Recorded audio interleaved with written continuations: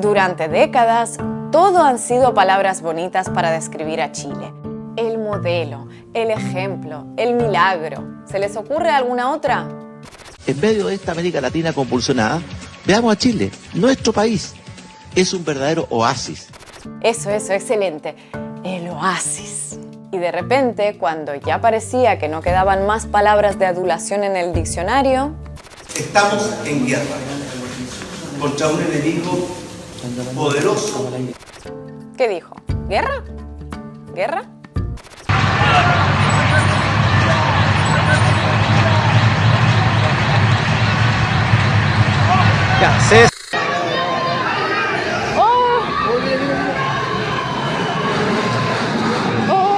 ¿Cómo se pasó del oasis a una guerra con más de una decena de muertos en un par de semanas? Todo comenzó, o mejor dicho, todo estalló con el anuncio del cuarto aumento del pasaje del Metro de Santiago en menos de 2 años. Si ya la medida estaba destinada a causar molestia, las palabras del ministro de Economía convirtieron la molestia en indignación. Se ha abierto un espacio para que quien madrugue puede ser ayudado a través de una tarifa más baja. Vamos, no me sean remolones, trabajadores de Chile. Menos quejarse y más madrugar. Los estudiantes comenzaron a protestar entrando en grupo al suburbano sin pagar y el gobierno, que ya le había agarrado el gusto a eso de apagar incendios echando gasolina, quiso atajar el problema vaciando el bidón. Así que movilizó a carabineros y el resultado fue el que era de esperar. ¡Suéltalo, mierda! ¿Qué te pasa, weón? ¡Suéltalo!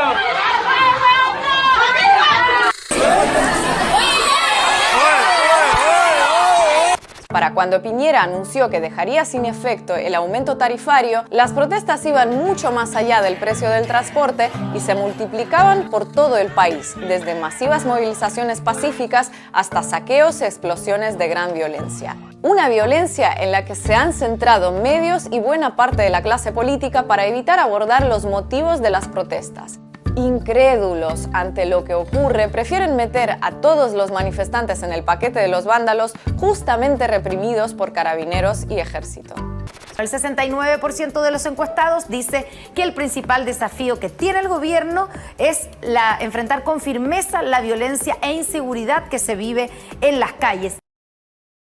¿Por qué está haciendo la fila? Porque es su descontento. Eso lo sabe todo el mundo. Todo el mundo. Pero el descontento generalizado. ¿Por qué siguen preguntando weá? Me alegra que estén primera vez mostrando parte de la parte buena, pero la parte pacífica no la muestra nadie, es súper triste. Ojalá que pudieran mostrar también esto, no solamente cuando somos todos rubios. Estamos absolutamente sobrepasados, es como una invasión extranjera, alienígena, no sé cómo se dice, y vamos a tener que disminuir nuestros privilegios y compartir con los demás. De estos grupos que son violentistas, que son grupos delincuentes, que es una delincuencia pura y clara. Nuestro modelo es bueno, nuestro modelo es bello, todo esto es cosa de delincuentes organizados, no hay otra explicación. Pero resulta que la hay. Quienes hoy protestan en las calles de Chile repiten que el estallido no se produjo por el aumento de 30 pesos en el pasaje del metro, sino por 30 años de recortes en salud, educación, pensiones, etc. Una forma de expresar la frustración de vivir en uno de los países con mayor PIB per cápita de América Latina, pero con salarios similares a los de Paraguay y precios equiparables a los de España. Un país donde el 30% de los ingresos van a parar a manos del 1% de su población, lo que sitúa a Chile entre los 15 países más desiguales del mundo. El único país de América Latina que todavía se rige por una constitución creada y aplicada durante años por una dictadura militar. El único país del mundo donde el acceso al agua, reconocido por la ONU como un derecho humano, está en manos de privados. Donde el endeudamiento de los ciudadanos para llegar a fin de mes alcanza el 48% del PIB. Entre ellos, miles de estudiantes universitarios que deben acudir a préstamos bancarios para pagar sus matrículas. Donde el sistema de pensiones es privado y aunque las administradoras de fondos de pensiones ingresan el doble de lo que pagan a sus beneficiarios, se niegan a adelantar las prestaciones. Eso sí, en el colmo de la generosidad, recientemente anunciaron que tal vez en casos de enfermedades terminales quizá hagan una excepción, visto que en el magro sistema sanitario público no podrán atenderlos. Un modelo de pensiones, por cierto, que los propios militares se negaron a asumir cuando la dictadura militar lo impuso a la población en 1981.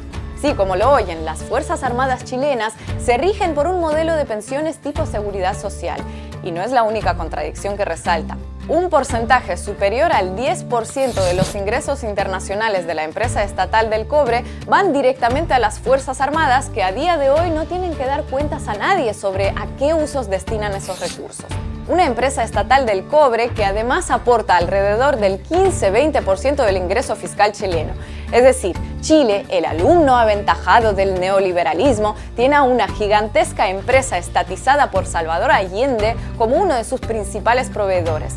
¿Quién lo hubiera dicho? Durante las décadas en las que se impuso el milagro, los garantes de que no hubiera revueltas de chilenos exigiendo la nacionalización de sectores claves de la economía o un sistema de seguridad social eran unas fuerzas armadas cuyos miembros gozaban de un seguro social y que estaban financiadas por una empresa estatal. Paradójico, se queda corto. Muy corto. Por todo esto es que verán bastantes noticias sobre lo que ocurre en Chile, pero pocos, muy pocos intentos sinceros por explicarlo. Porque indagar en sus causas inevitablemente desemboca en poner en cuestión el modelo que se ha vendido como la quinta esencia de la estabilidad política y social en Latinoamérica. De modo que para entender cómo se pasó del oasis a la guerra en pocos días, primero hay que empezar a dejar de creer que fue cuestión de días. Y segundo, que ese oasis existía realmente.